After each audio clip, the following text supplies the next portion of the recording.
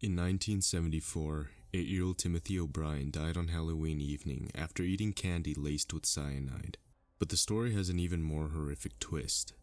It turned out the candy was poisoned by Timmy's father, Ronald, who was in financial trouble and had taken out insurance policies on his children. In addition to Timmy, Ronald O'Brien gave poison candy to 4 other children, including his daughter Elizabeth. Thankfully, none of them ate it. O'Brien was executed by lethal injection in 1984. In 2005, a 42-year-old woman in Delaware committed suicide by hanging herself from a tree across the street from a residential area. Though the body was easily visible to passerby and passing vehicles, no one called the police for hours. Why? They assumed the woman swaying in the wind was a Halloween decoration. One night in Long Island, just before Halloween 2014, a decapitated body laid in the street 5 feet away from a severed head. To many passerby, the horrific sight appeared to be a Halloween prank, but the truth was far more disturbing. 35-year-old Derek Ward had used a kitchen knife to kill and decapitate his mother, Patricia, then carry the body and head out of their apartment. After leaving the body and head in the street, Ward jumped in front of a commuter train, killing himself. In 1963, many Hoosiers decided to spend Halloween night at the Indiana State Fairgrounds Coliseum, watching a Holiday on Ice skating exhibition. Unbeknownst to them, a rusty tank in the concession area began to leak gas.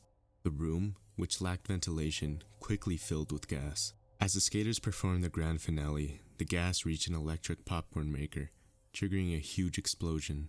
74 people were killed, and nearly 400 were injured. 25 years ago, 16-year-old Japanese exchange student Yoshiro Hattori dressed up as John Travolta's character from Saturday Night Fever, then headed out to a Halloween party in Baton Rouge, Louisiana.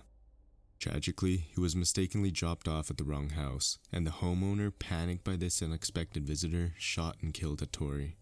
The homeowner was later acquitted of any wrongdoing. In Scream, killers wearing ghost face masks callously murdered the people in their town.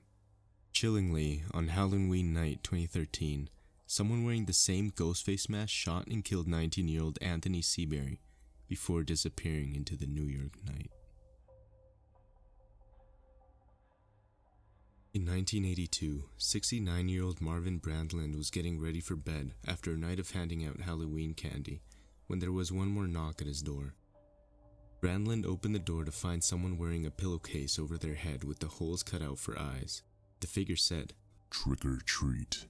Give me your money or I'll shoot." He then pulled out a gun and ordered Brandland into his basement where Brandland kept a safe. Brandland, figuring this was a prank since only family members knew about the safe, grabbed for the gun. The person in the pillowcase fired, hitting Brandland in the throat, killing him. The killer fled, leaving the pillowcase at the scene. In 2010, the pillowcase was tested for DNA, but there wasn't enough DNA on it to make a match. In 1990, Chicago area teenager Brian Jewell's job was to give hayride customers a scare by pretending to hang from a gallows. Jewell had pulled off the stunt just fine earlier in the day, but that night something went terribly wrong. When the hayride approached Jewell, who was hanging from the gallows with his feet touching the ground, the tractor driver began to worry. The driver's worries only grew when Jewell failed to deliver his usual speech. According to the prosecutor, there were no signs of foul play.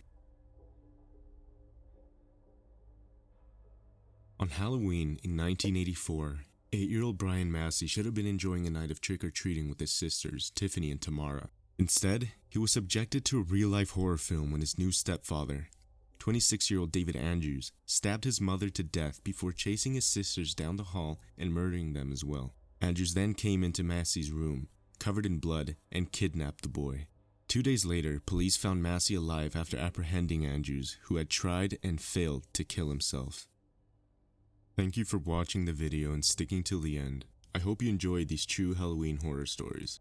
Due to the current pandemic, whether you spend today trick-or-treating, watching scary movies with family and friends, or watching this video, I wish you all a happy and safe Halloween. Take care. Run, rabbit, run.